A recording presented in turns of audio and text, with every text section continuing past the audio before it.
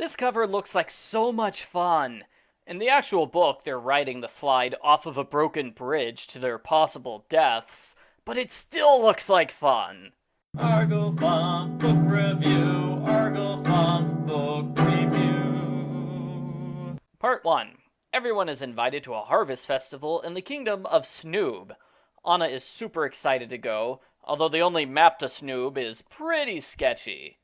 Kai says he's originally from Snoob, but he hasn't been back to see his brother Carl in years.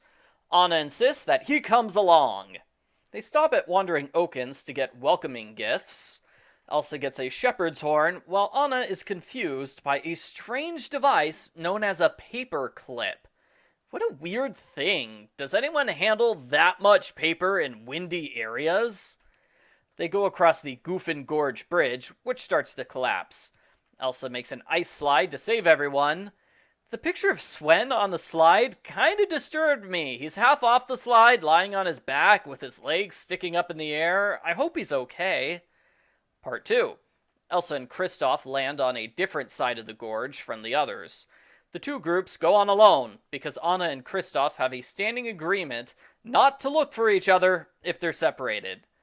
I've heard Kristoff sing Lost in the Woods, and I respectfully disagree with this premise. Kristoff refuses to stop and ask for directions, which is a typical guy joke. He especially refuses to admit they're lost. Again, I've heard him sing Lost in the Woods, so I disagree with this idea. They meet a family of wandering musicians. The girl, Bruna, has no friends, and she feels out of place in her family because she's too small to play the tuba. Elsa understands what it's like to feel isolated, and she gives her horn to Bruna. Bruna plays the horn at a party with great success. The others arrive in a village named Fen with surprisingly unfriendly natives. One couple has salvaged the remains of Kristoff's wagon. They take the remains with them to the party, like it's a present or something. They unknowingly take Olaf with them in their cart. Anna, Kai, and Sven use the paperclip to fix a broken wagon wheel. They give chase. Part 3. Anna stops to help a small wildcat with a hurt paw. For her trouble, she gets attacked by the mother wildcat. They barely escape alive. Kristoff talks with the people who took his wagon. Their reindeer is startled and runs like mad. Kristoff gives chase. Olaf thinks the entire thing is a big game, and Elsa uses her magic to make an ice wall, which stops the reindeer. All three groups combine their wagons so they can make it to Snoob. The harvest festival is fun, and Kai has a great time with his brother. Kai is still eager to return to Arendelle because he feels most at home with his friends at the palace. The end. Post-book follow-up.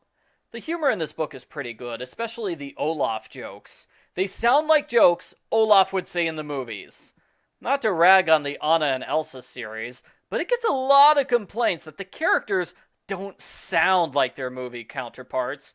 Here, they sound perfect and totally in character the whole time. Good job.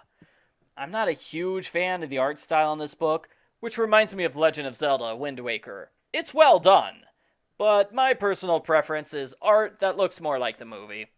The story's okay. I liked how both Anna and Elsa use their gifts to help other people. Kai is an interesting character, even though he doesn't appear much in the movie. I give Frozen Reunion Road an 8 out of 10.